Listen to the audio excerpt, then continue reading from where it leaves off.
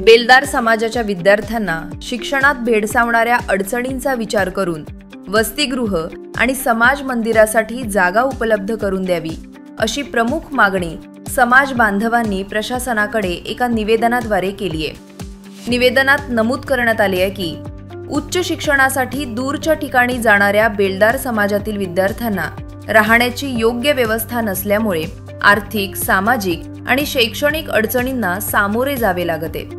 या अडथळ्यांमुळे विद्यार्थ्यांच्या प्रगतीवर परिणाम होत असल्याचे समाज प्रतिनिधींनी स्पष्ट केले। मुख्य मागण्या पुढील प्रमाणे आहेत।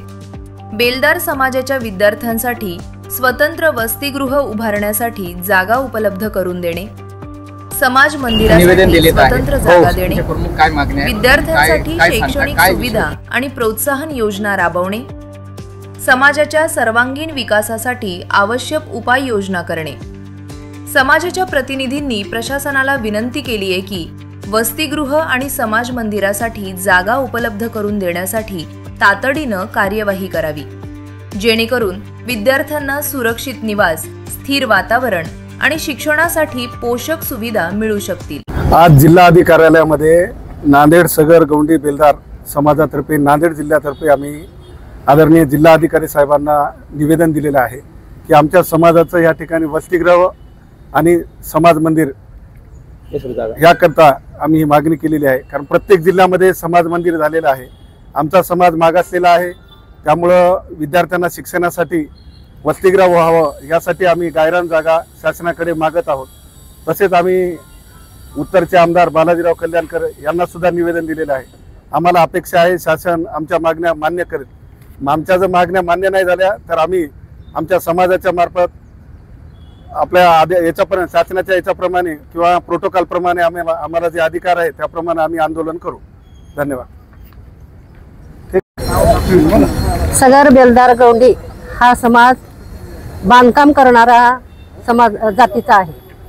चिखल, माती, दगड, विटा जे काही घर बांधकामासाठी वस्तू लागतील त्या घेऊन तो घर बांधतो आणि घर बांधकाम करत असताना स्थिर एका ठिकाणी तो राहत नाही। एका ठिकाणून दुसऱ्या ठिकाणी असा फिरत राहतो, भटकंती करत। म्हणूनच आम्ही भटके आहोत। या समाजासाठी या नांदेडमध्ये भरपूर समाज आहे, परंतु समाज मंदिर नाही किंवा गरीब विद्यार्थ्यांसाठी काही शिक्षणाची सोय नाही, वसतिगृह नाही।